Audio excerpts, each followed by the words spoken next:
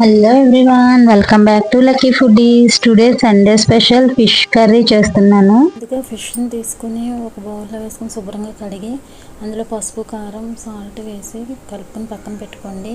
తర్వాత ఒక గిన్నె పెట్టుకుని అందులో ఆయిల్ వేసి ఆనియన్స్ వేయించుకొని ఆ ఆనియన్స్ని సగం మిక్సీ జార్లోకి తీసుకుని అందులోనే చెక్క, లవంగా, అల్లం వెల్లుల్లి వేసుకొని ఇలా మసాలా పేస్ట్గా చేసుకోండి. ఆనియన్స్ ఫ్రై అయిన తర్వాత ఈ మసాలాని ఈ ఆనియన్స్లో యాడ్ చేసి బాగా వేయించుకోండి. 10 to 15 minutes.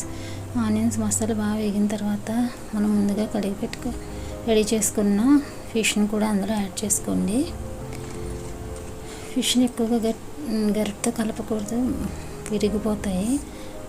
ఇలా మసాలా, ఆనియన్స్, ఫిష్ బాగా కలిసిన తర్వాత ఇంకా సాల్ట్, కారం ఏమైనా తక్కువగా అనిపిస్తే మళ్ళీ సాల్ట్, కారం యాడ్ చేసుకోండి తగినంతగా.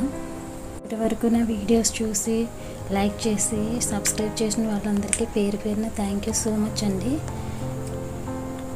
ఓకే అండి, ఇలా సాల్ట్ కూడా యాడ్ చేసుకున్న తర్వాత 5 to 10 minutes అలా సిమ్లో ఉంచుకొని స్టవ్ని మసాలా అంతా దీన్ని పట్టేలాగా మూత పెట్టుకొని కుక్ చేసుకోండి.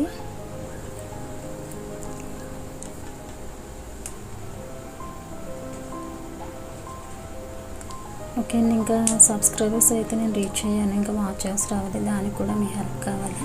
తప్పకుండా వీడియోస్ అన్నీ కూడా ఇప్పటి నుంచి వాచ్ చేయండి ప్లీజ్. ఓకే అండి, ఇప్పుడు వాటర్ కూడా కొంచెం యాడ్ చేసుకొని కొంచెం కొత్తిమీర కూడా యాడ్ చేసుకోండి. యాడ్ చేసుకుని బాగా కలుపుకొని మూత పెట్టుకోండి. ఇలా 10 to 15 minutes కుక్ అయిన తర్వాత ఇందులో ఫైనల్గా గరం మసాలా పౌడర్ని కూడా యాడ్ చేసుకోండి తగినంతగా. ఓకే, తర్వాత ఇలా గరిటతో మెల్లగా కలుపుకోండి. ఎక్కువ కలపకూడదు ఫిష్ కర్రీని, అంటే ముక్కలు విడిపోతాయి అనేసి. ఓకే, ఇలా 10 to 15 minutes మసాలాతో పాటు కుక్ అయిన తర్వాత ఫైనల్గా ఇంకా కొంచెం కొత్తిమీర యాడ్ చేసుకొని సిమ్లో ఇంకొక 5 minutes కుక్ చేసుకోండి. అంతే, ఎంతో రుచికరమైన గుమగుమలాడే ఫిష్ కర్రీ రెడీ.